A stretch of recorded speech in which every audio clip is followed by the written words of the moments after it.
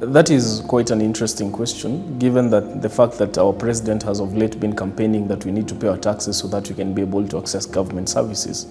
And I am sure many people disagree or agree with that.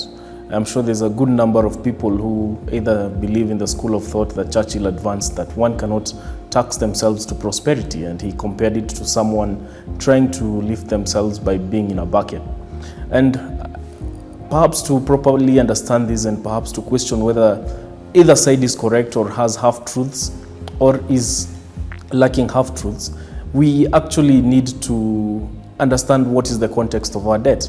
Now, our national debt is either domestic or international. And by the December 2023 statistics, you'll find that 2022 statistics rather, you'll find that they are almost equal, 4.1 trillion and I think 4.2 trillion for international debt.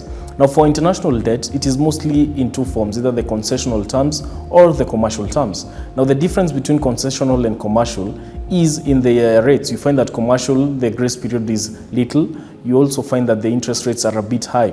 Now, for the most urgent that we have right now is the Eurobond that we took in 2016, which was actually oversubscribed. Our first payment is actually due in the coming year, where we are supposed to pay around 10 billion US dollars. The effect of this has been that it is projected that actually what shall happen is that we shall be having a strain on our national budget. Now, you do realize that our national budget is, our debt repayment for interest is actually the largest that we have had. It is larger than our public wage bill, almost to the point of 600 billion Kenya shillings. It is the largest single source expenditure that we have. Now, our national debt has become so large over the last 10 years because of what we call budget deficit. Now, you realize that budget deficit operates such that because the government is expected to spend a lot, what it does is that it actually borrows so that it can fulfill its budget requirements. You do realize that one of the hardest problems we shall be having is the fact that actually it is very hard for the government to cut down on its budget once it has started to rise. So basically what happens is that the government of the day has to continue having the same budget, and therefore for us to say that we need to reduce the budget, it becomes practically impossible, and especially now when debt repayment is coming due. So now one may ask, what is the way forward?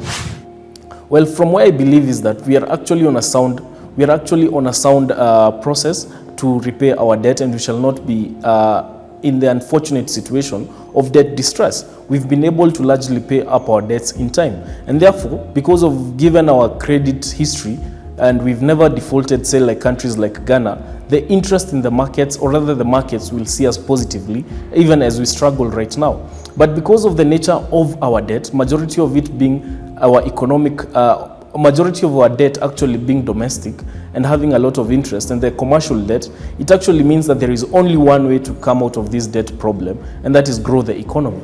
Once the economy grows, because you do realize, I'm sure you've heard around terms such as GDP to debt ratio. Truth of the matter is that we don't pay our debt using GDP. We pay it through revenue, and revenue only increases when the economy is increasing. So that is the only solution out of this. The other one will be default, and we end up being like Argentina or other debt-ridden countries, and say even Greece. So back to my point, what we need to do is grow the economy, but there are several constraints to this. One of the constraints is the fact that most of our debt is actually dollar denominated. By the fact that it's dollar denominated, it actually means that we need to keep up our forex reserves to be extremely high. And at the moment, the fact that is happening is that we need to keep exporting, and we need to keep exporting products. We also need to reduce on our luxury spending. That's why we have been struggling to actually keep up with the forex reserves, as was announced, though the CBK has denied that there has been a crisis. But because of our dollar-denominated debt, it is crucial for us to actually keep up with our exports. Now, secondly, to my second point, we actually need to understand that one of the problems that we've also been having is the accountability of our debt. Now, onto debt accountability, perhaps it's time our parliament looked into the concept of odious debt. The concept of odious debt actually works this way. a country can refuse to take up its debt obligations when it feels that the people who took the debt were not acting in its own interests. It's been argued through the dictators and the likes, but perhaps it's time we extended it to the people who make the decisions on how much we borrow and what we borrow and where we borrow from. For example, we should look into, did these people have a better alternative and therefore did not act in the national interest? I would also like to distinguish this from the World Bank program, which in the Jubilee 2000 program, which was aimed at actually helping developing countries to reduce their debt burden. Because the difference between the odious debt concept and the Jubilee 2000 concept was the fact that the Jubilee 2000 concept did not look into the substance of the debt, did not look, was this debt accrued properly. So in order for us to reinforce transparency within the people who make the decisions, it is time we also looked into this principle of odious debt. Because why should we as a country pay for money that did not reach us? Because the essence of the debt is that it is properly utilized. So it will work in the sense that we need to reinforce transparency and accountability and also good governance measures among the people who make the decisions as to the debts we accrue. So in a nutshell, this is what I feel, that it is very, very much possible for us to repay our debt through taxes. But for that, we shall need to actually, one, grow our economy, and secondly, we shall need to look into our current debt utilization, because part of the problems we've been having is that debt is taken, but it's not utilized for the benefit of the citizens. The most important thing for us is to be able to keep our debt levels to be sustainable.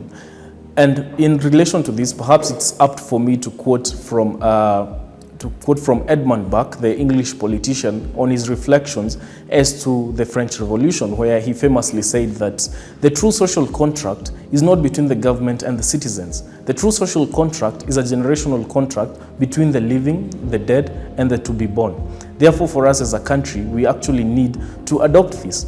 And one of the ways we can do this is through debt ceilings. Now, debt ceiling is a measure that is used to actually regulate the debt. But what we have been doing in this country is treating debt ceiling as a target rather than as a cautionary warning. So what has been happening is that anytime anytime we reach the debt ceiling, we rush to parliament and then pass legislations raising the debt ceiling. Currently, it's at 10 trillion.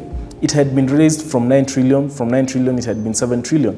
We need to actually change this mindset and actually see them as warnings so that we do not heavily incur debt upon our coming generations. We need to be a responsible generation such that the baby boomers, such that the Gen Zs, as they get to work, do not pay for the mistakes and the profligacy of the baby boomers and the likes and the millennials. We need to actually be a responsible society that upholds the true social contract between the generations. After all, Kenya is our country in perpetuity.